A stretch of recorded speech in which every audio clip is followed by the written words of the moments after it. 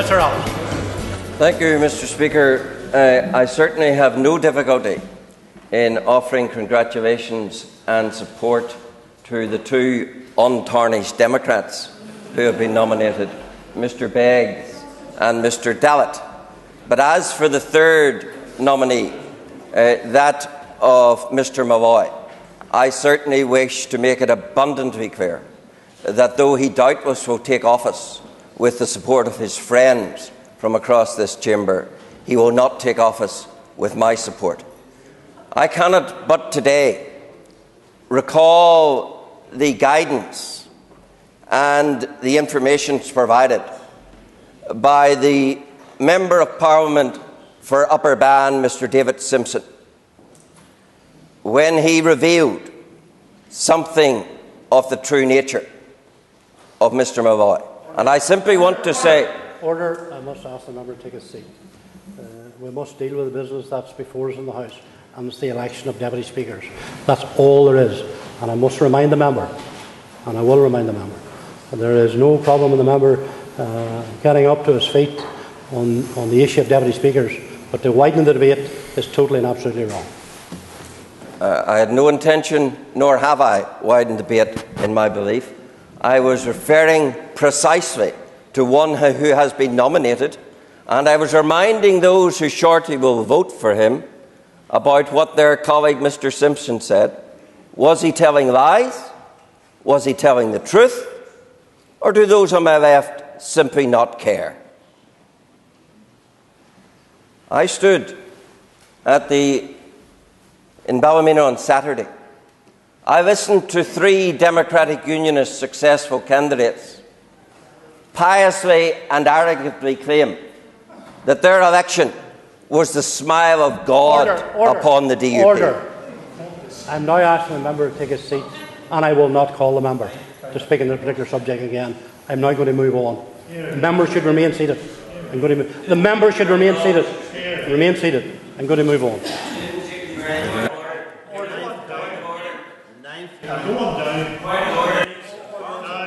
Order. That's the member to take.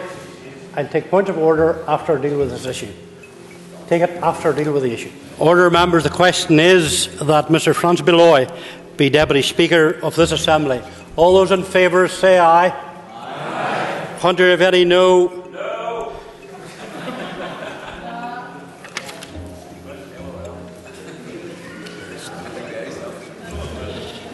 All those in favour say aye. Aye. Hunter, if any, no. No. What do we do here? Do we just... Hold on, John, where is it? Just hold on, because this is a cross-community vote. Order.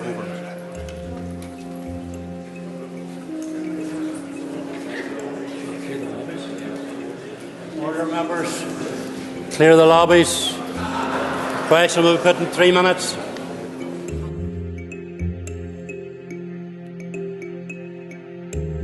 Jim Allister. Mr. Allister. Thank you, Mr. Speaker. All terrorism is wrong. The bombing of Londonderry at the weekend was utterly wrong. But so too was the perpetual bombing of that great city when it was done by the provisional IRA, who set the template for what has been carried on in that regard. There was no justification then, and there is no justification now. And those who seek to distinguish, to justify former terrorism while condemning present terrorism, stand themselves condemned because of the inconsistency of their position. Some people say, why is it continuing? Well, in part, it's continuing because those who do the present bombing look at the former bombers and conclude it worked for them. They see a reward for terrorism. Indeed, if they look into this very house at this very moment, they will see sitting on the front bench a lady from Londonderry convicted of conspiracy to commit explosions in coastal resorts throughout Great Britain. And they see no difference between what she did and what they do. And they conclude it worked for her and her party, so why not for them? And that is one of the reasons why terrorism continues. We also discovered today, of course, in respect of Peter Hain's memoirs, that there are other contributors to the success and reward of terrorism, and that included the buying off of those who hitherto said they wouldn't bring into government convicted terrorists, by the buying off, by financial inducement and by flattery, the oldest trick in the book.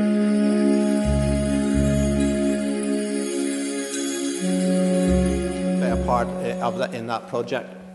Jim Allister. Mr. Allister. Thank you, Mr. Speaker. I was tempted to ask the First Minister, was it something he said or did in the United States that caused his partner, the Deputy First Minister, to look for alternative employment? Order. I really must say the member, he really does push the barriers. And I have said in this House for some time, order. I've said in this House for some time that questions sometimes grow legs. You know, and quite obvious this morning that is what the member intends. Now, order.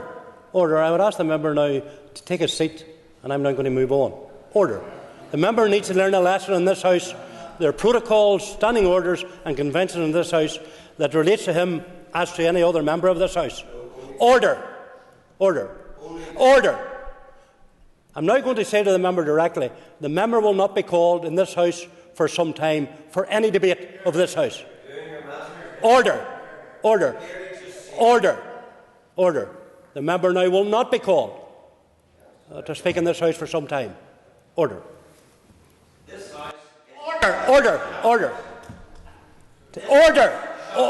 Order. Take your seat and sit down. Order.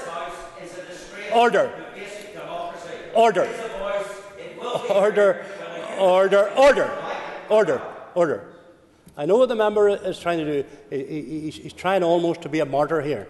I know exactly what the member is trying to do. The member should take a seat and be quiet. We're now going to move on. Order, members. That ends question to the First and Deputy First Minister's statement. We now move on to a statement from the Minister of Health, Social Services, and a point of order. Mr. Speaker, I'd like you to look at the remarks made by the member for North Antrim who squeaked in on the 8th or 9th count without reaching the quota. He did indicate, Mr. Speaker, order. He did ask, Mr. Speaker, if he claimed that you were doing your master. Jim Allister. Mr. Allister. Thank you, Mr. Speaker. It's almost 2 years since Policing and Justice was devolved. To some, that might seem like several political lifetimes, because, of course, there were those in this House who told us that those eons of time would have to pass before Policing and Justice was devolved. And then one cold day in Hillsborough, Sinn Féin put their backs against the wall, threatened them that there would be no more assembly, there would be no more chauffeur-driven cars unless they caved in, and caved in they spectacularly did as the snowmen and all melted away. And once more, Sinn Féin got their way in this House and got the powers which were going to be so many political lifetimes away, suddenly devolved in that sordid deal that was Hillsborough. We were promised, of course, there would be a momentous amount of money which would help things. £800 million was coming our way. Where is it? I probed in the budget debates last year. The Finance Minister couldn't tell me where the £800 million was. I sat at a meeting of 200 people last night in the village of Brishain trying to fight to save their police station because of cuts.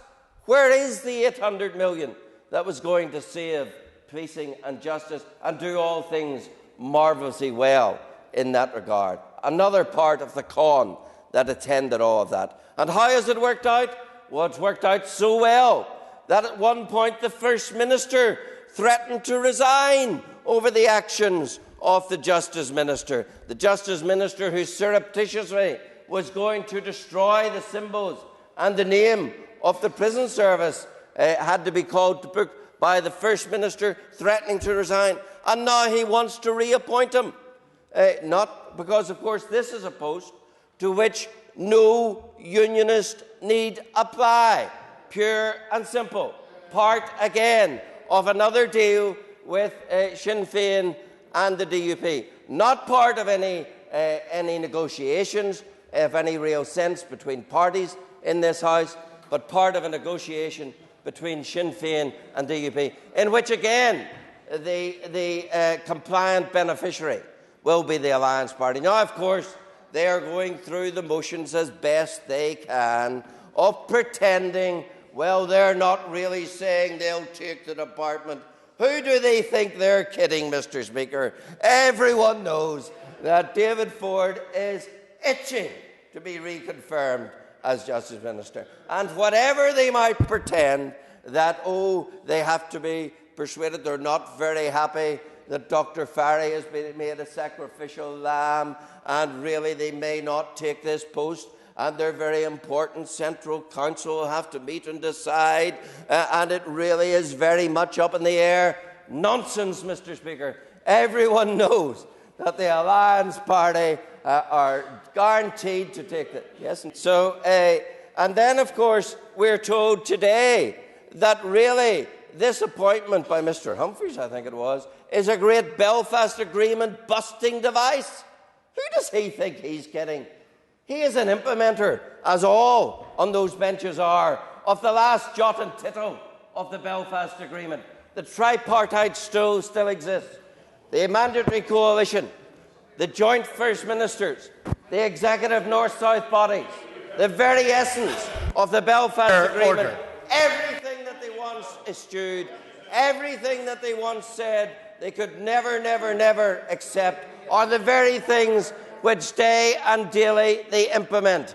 And as a prop to the implementing of them, they had to agree the transfer of policing and justice at Sinn Féin's behest, and that's why they agreed it, to continue to prop up the very essence and substance of the Belfast Agreement. So I think anyone who thinks about it can see right through the transparent nonsense that has been talked by many in this House in regard to policing and justice, and can see that we are headed again down a road which underwrites that which Sinn Féin demands. That which Sinn Féin wants, they get, and they got it in this House on policing and justice.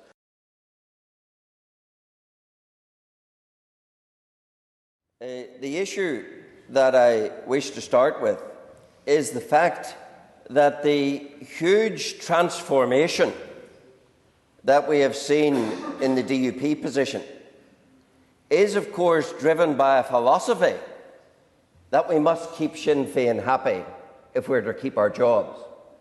And that is why, whereas a few years ago the stadium proposition was utterly rejected because it was tainted by the presence at the Maze and the ugly buildings at the Maze and the fear that they would become a shrine, and that would brand and would taint the entire proposition.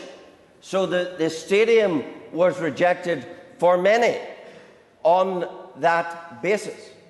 And yet today we have reached the point where not only can we accept the buildings remaining, but, I never did, that the buildings can remain, but they can be an integral part of the proposition. Now, if branding and blighting was an issue for the stadium, how much more is it inevitably an issue for the Conflict Resolution Centre? If we need a conflict resolution centre, Mr. Speaker, then why do we need to put it somewhere where it will be blighted and branded? The answer, of course, is because Sinn Féin won't support it anywhere else. And that is why, in the rollover to the Sinn Féin demand, we have this scenario that therefore it will be agreed to be at the Maze. And it will therefore incorporate the very buildings which will be the shrine, which caused the deputy leader of the DUP to rightfully say, and I repeat his comments, however it is dressed up, and my oh my, it's been well dressed up today, whatever spin is deployed, and it's been dizzying today, the spin that has been deployed, the preservation of a section of the H box, including the hospital wing, would become a shrine to the terrorists who committed suicide in the Maze in the 1980s. That would be obnoxious to the vast majority of people, and it's something Unionist people cannot accept. Nigel Dodds, I say, was right then, and he's right now. The members whose deputy leader he is must inevitably be saying he's wrong. And I agreed with him entirely when he said that. Was Nigel Dodds wrong? Is he wrong? Or was he right? Members in their hearts and the DUP benches know he was right. And yet, for the sake of accepting, as in so much, what Sinn Féin demand, they are prepared to roll over on this issue and to blight and to brand a worthwhile project of development at the Maze with this, because they are anticipating utterly unnecessary retention of the buildings. Buildings which I think it was 3 DUP environment ministers could have delisted, could have had them demolished, could have neutralised this site, but instead they kept it contaminated. And it's the keeping of it contaminated which then brands this proposition and destroys the worth that's in the proposition for a conflict resolution centre. So I say very simply, if there's a need for one, why does it have to be at the Maze?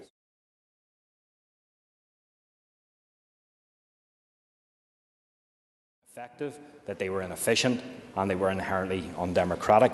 The list of converts is growing. We've added the... I will give way, yes.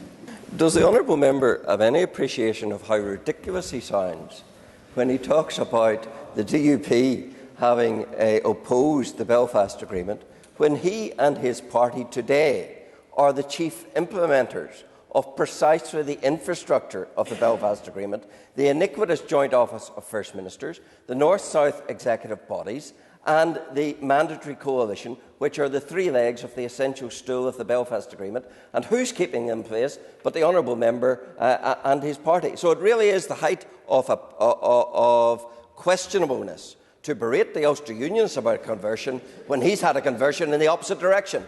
All matters will be taken into consideration during the consultation process, and we will respond on the basis of that. Jim Allister, supplementary. Mr. Allister. Mr. Speaker, could I ask the Minister, since there already is a very considerable plethora of statutory protection for the so-called gay community, and since there already is very generous financial provision from the Minister's department for various organisations therein, why is it that the Minister and the First Minister, who once campaigned to save Ulster from sodomy, now wants to introduce a sexual orientation strategy? Why is it now thought necessary by them? Of building and developing better shared and good relations for us all. Call Jim Allister. Thank you, Deputy Speaker. Could I remind the Minister that the pledge of office she took included the words promoting the interests of the whole community? She has managed to answer questions thus far on the Diamond Jubilee without ever even mentioning it. Could I ask her, previously on record she has said in a written reply there will be no extra funding for communities wanting to celebrate the Jubilee.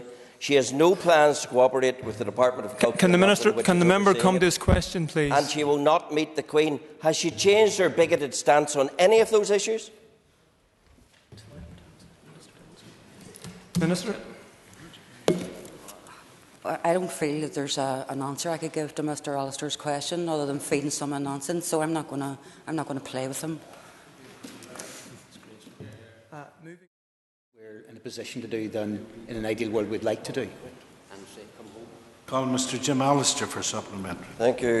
In the Commission's forward programme, has it any plans to restore some of the works of art and artefacts which shamefully are stashed away in storage?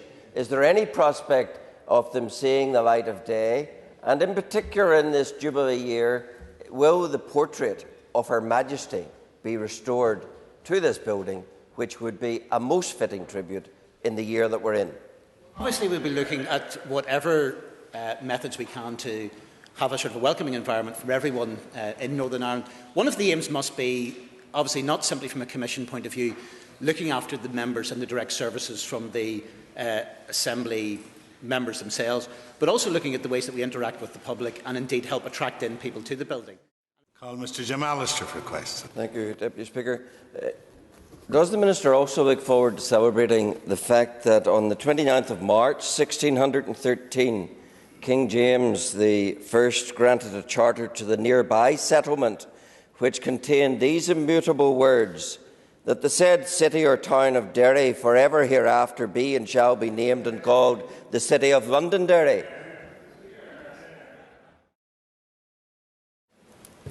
I now call Mr. Jim Allister. Thank you, Mr. Deputy Speaker.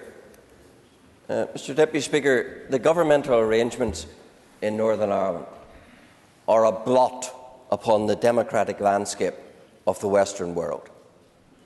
If I were to set down any class of public affairs students aged 12 and were to say to them, name me two things that denote a democracy, I pretty much guarantee you they would say the right in an election to change your government and the right to have an opposition.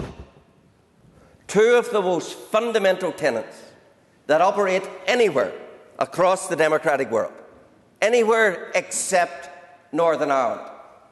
That is why I say that these arrangements are a blot upon the democratic landscape.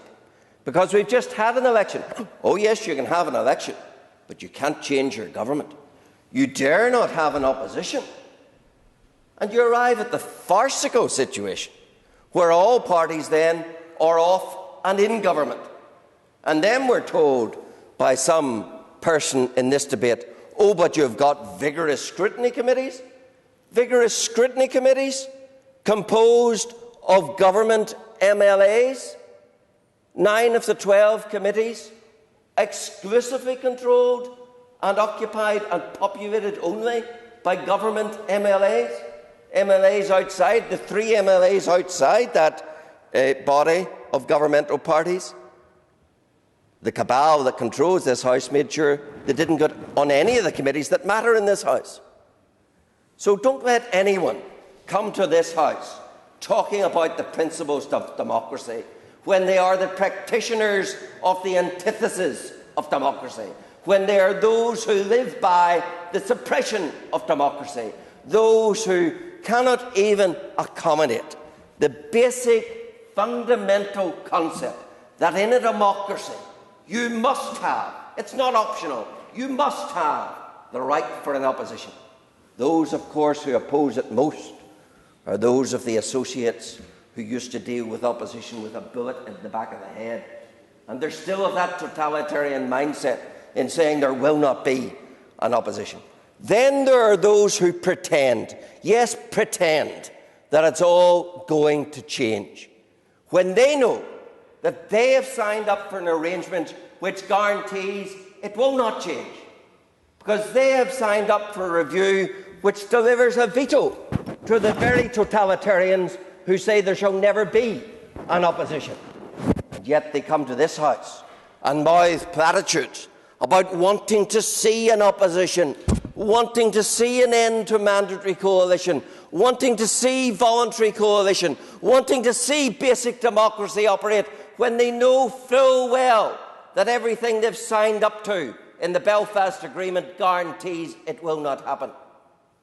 And yet one of them, the last speaker, can write in Saturday's newsletter pretending that the Belfast Agreement is a thing of history, when it is a living history, a living act that he, as his whip of his party, implements and enforces every day of the week, because all the architecture of the Belfast Agreement is that which holds up this very anti-democratic structure. Of course, there are 43,000 very good reasons why these structures will not change. Because there are many members of this House that know if they rock the boat, if they disturb the equilibrium, there would be nobody outside this House foolish enough to pay them anything like a salary of £43,000. And well they know it. And that's what motivates, that's what drives, that's what feeds the pretence. Yes, we want change. Yes, we want an opposition. Yes, we've created structures that could bring it about, but never tell the truth that they've delivered the veto to the anti-democrats who will never allow it to happen. And therefore they sit happily and merrily propping up the very system that they made careers out of attacking, the very system that they belittled, the Ulster Unionist Party for creating. They now operate, and operate with the gusto of the salary that comes with it. So I do say to this House that it is a shame that we are putting upon the province structures and Would you draw your remarks to a close, please? which are utterly undemocratic, and which those who keep them in place will never have the bottle to face down those who say they must stay. That's the harsh reality, and they know it. Members, Mr. Ford has been nominated. Mr. Ford, do you accept the nomination? Yes, Mr. Speaker, I accept the nomination. The nomination will now be open for debate. Mr. Allister. Thank you, Mr. Speaker. Having appointed on Thursday and today something like 15 ministers without debate, without a vote, I suppose we should be grateful for the opportunity to debate this proposition. Though the charade of the past hour, I think we all see through and know that there were deliberate stalking horse candidates to arrive at the point where now the two blocks in this House will restore Mr. Ford to his office.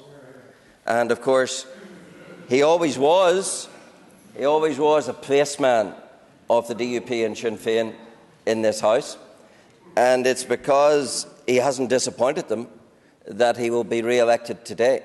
He has, of course, disappointed those who did wish to see a firm hand on the tiller of justice, because in many regards he has more often been the Minister of Escapes. You, Mr. Speaker, might think you have an open-door policy. It's nothing compared to Mr. Ford's. Mr. Ford has lost more prisoners than I've lost elections.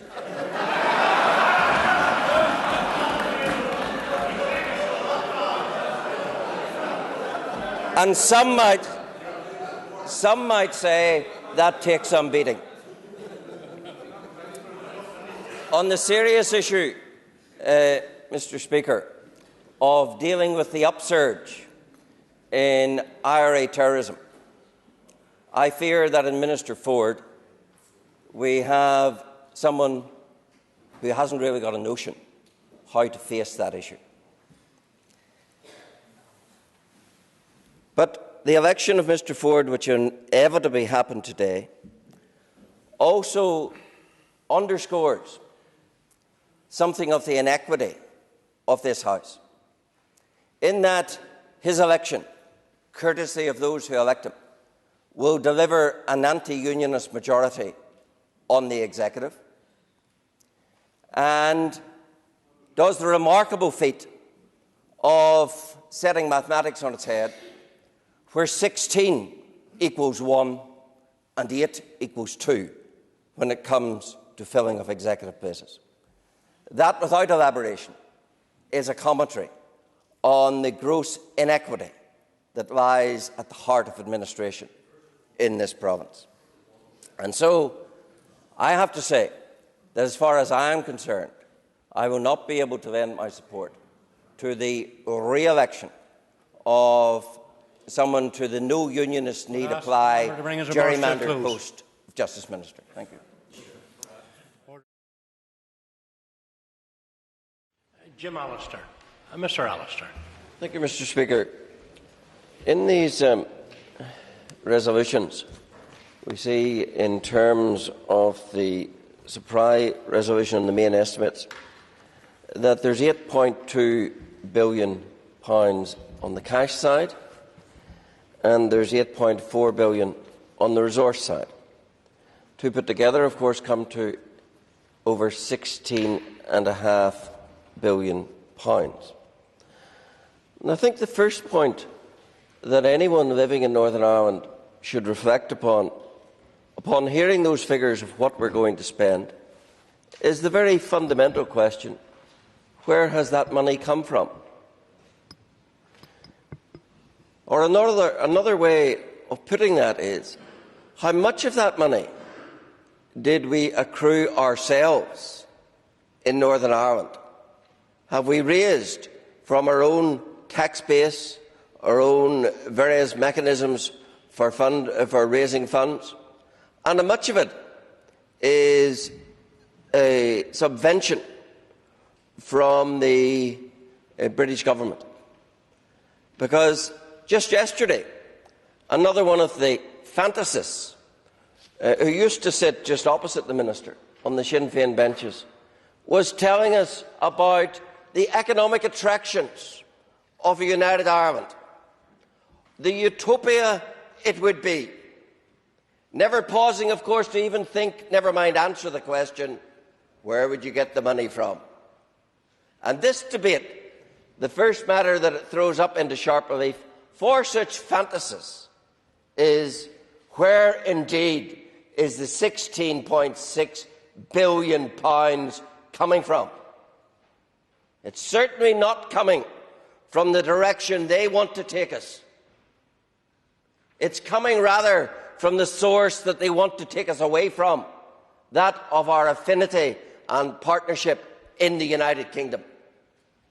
And that, I think, is the sobering reality of any debate about finance in this House, and one that too few people want to even discuss or contemplate or take on board. Oh yes, very happy to pontificate about all their nonsense proposals about Irish unification, but never willing to pause a moment to reflect on the fact that the £16 billion, £6 billion that we spend in this province comes from that dreaded, hated British connection. And if that connection wasn't there, the money wouldn't be there. There still is time for squander. There are still issues that we can readily, happily, enthusiastically squander money on. Mr. Maybe can tell us, but does this budget, do these estimates, for example, provide that we'll spend another £5 million this year on spin doctors? Is there another £5 million earmarked for spin doctors to tell the story of the executive? Sometimes they think, even with their 161 staff in the press office, they get a raw deal with the press. How dare press people, they think, challenge, question, assert anything to the contrary in respect of what this executive says? But are we going to squander another £5 million this year on that? Are we going to squander another £1.25 million on hospitality? £3,000 a day? Is that what the executive requires to spend in hospitality? Has that been cut? Are we going to spend £400,000 on the vanity project of photographers to take photographs of our ministers, so that we might have the privilege of paying for the photographs we see appearing in the media? Is that any cuts there? One wonders, one fears not. More squander. And of course, when we then come to the sacred cows of all, those of the North-South arrangements, we see within this budget, under OFM-DFM, a 30% increase in the allowance to the wretched, miserable, useless North-South Ministerial Council.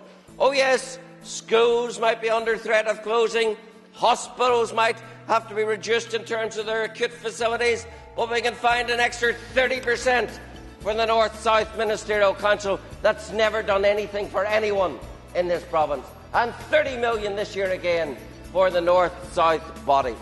Mr. Speaker, yes, Members' time's almost gone. Still a lot of room for squander. Squander where the money is least needed. That's part of the story of these estimates. Thank you.